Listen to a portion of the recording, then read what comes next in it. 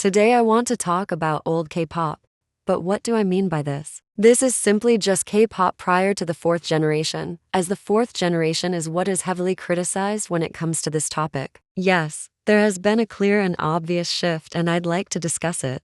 The nostalgia surrounding old K-pop is palpable, and there are several reasons why people often yearn for the music of previous years. Firstly, the early days of K-pop were characterized by a sense of freshness and authenticity. The industry was still finding its footing on the global stage, and artists were driven by passion rather than profit. This purity resonated with fans, who appreciated the genuine talent and creativity on display. Moreover, the music itself had a distinct sound that set it apart from Western pop. It blended elements of traditional Korean music with modern influences, creating a unique and captivating sonic landscape. This fusion of East and West was refreshing to lots of listeners because it was an alternative to the homogenized sounds of mainstream Western music.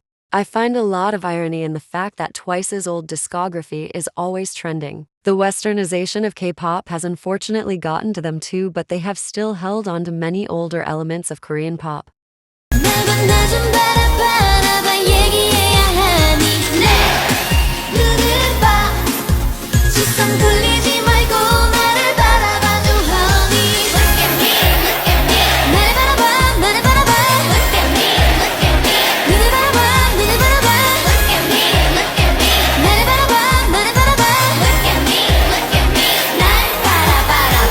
Additionally, the idol culture of old K-pop was different from what it is today. Idols were seen as role models and inspirations, cherished for their talent, hard work, and dedication. Fans formed deep connections with their favorite idols, admiring not only their music but also their personalities and values. There's a reason why channels like these were very successful. This is what K-pop is about.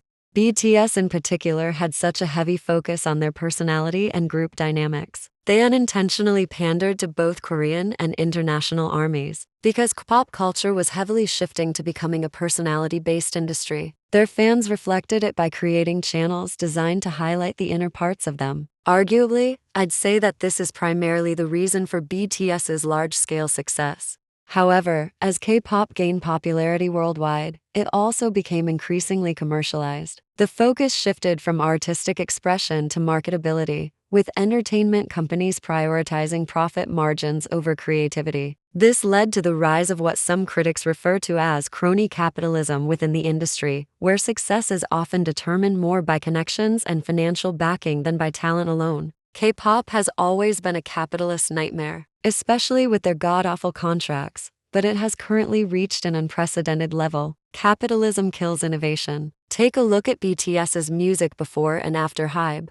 Furthermore, as K-pop became more globalized, there was a noticeable shift towards catering to Western sensibilities. This meant adopting trends and styles that were popular in Western music markets, sometimes at the expense of the genre's distinctiveness. While this strategy has undoubtedly helped K-pop reach new audiences, it has also led to accusations of cultural appropriation and a dilution of the genre's identity. In essence, the nostalgia for old K-pop stems from a longing for a simpler time when music was driven by passion and creativity rather than corporate interests. While the industry's evolution is inevitable, it's important to remember and appreciate the roots of K-pop and the qualities that made it so beloved in the first place. By staying true to its unique identity and fostering genuine talent, K-pop can continue to captivate audiences around the world for years to come.